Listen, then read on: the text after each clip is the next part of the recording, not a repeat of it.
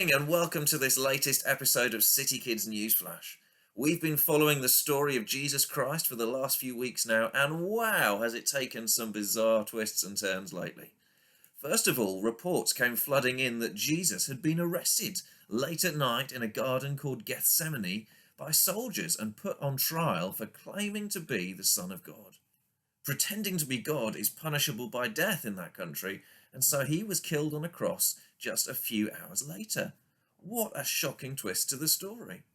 But then, just when you thought it couldn't get any stranger, hundreds of people are now reporting that Jesus is back alive again, and thus proving that he is in fact the Son of God. Well, we've got a special guest on the show this week, one of Jesus's own disciples, Peter. So, Peter, thank you so much for joining us all the way from what looks like a field outside Jerusalem. Great to have you on the TV, mate. On TV. Oh, hi, Jake. On TV. I'm a big fan of your work. Loving it. Hey, that's good. Good to have you, Peter. Now, Thank Peter, you. our roving reporters have been following Jesus a lot for the last few weeks, listening to a lot of the things he said about himself. Things like, I'm the way, the truth, and the life, and I'm the light in the world.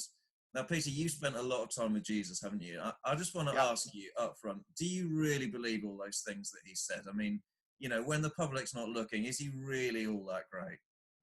Oh, absolutely. I absolutely really believe it. I mean, I've spent 3 years with Jesus. We hung out loads and I've watched him, listened to him, and he is just as amazing in private as he is or what the crowd see, when he's out and about on his boat, whatever he's doing, he's just the same. Absolutely brilliant. And he's really that good. I mean, it's not like, what you see on the outside isn't what you get. Sorry, I've got a bit of a leaf stuck in my eye. Sorry about that. It's exactly what you see is what you get with Jesus. I mean, you know, he is what he says he is. Wow, that's amazing. Now, how did you feel? I mean, just that time a few weeks ago when Jesus was crucified, I mean, killed on a cross, like that must have been crushing for you, right? Like, how did you feel about that? Oh, it was just awful. I mean, I felt like I let him down. We had been together for 3 years, and I blew it at the last minute. I really felt like I let him down. He had been telling us what was going to happen.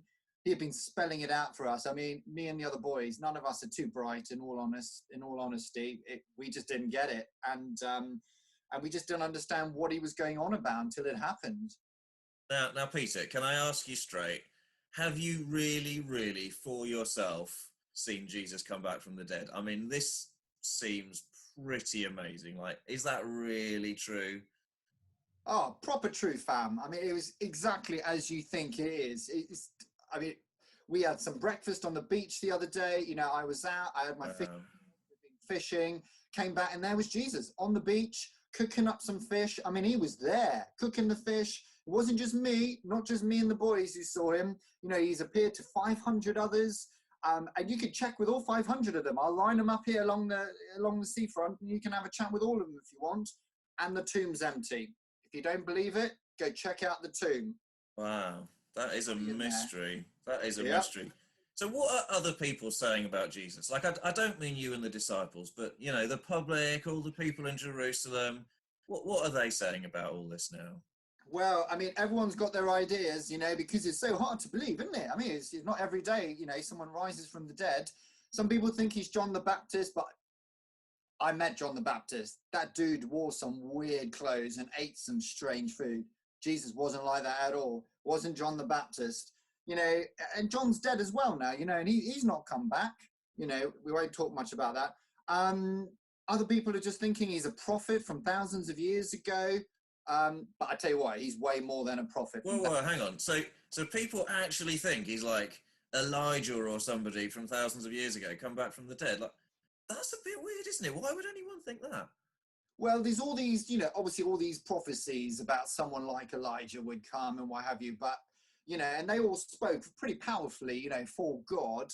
And I guess the things Jesus said maybe reminded them of people like Elijah or Jeremiah, but the truth is he's way more than a prophet.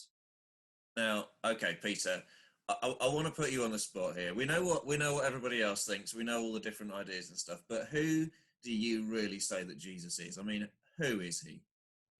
But what can I say? Like I said to Jesus when he asked me this question, he's the Christ, he's the Son of God. I believe he's the rescuer of the whole of creation. Do you know what I mean? I think he is the answer to the world's problems, even in lockdown. He is the answer.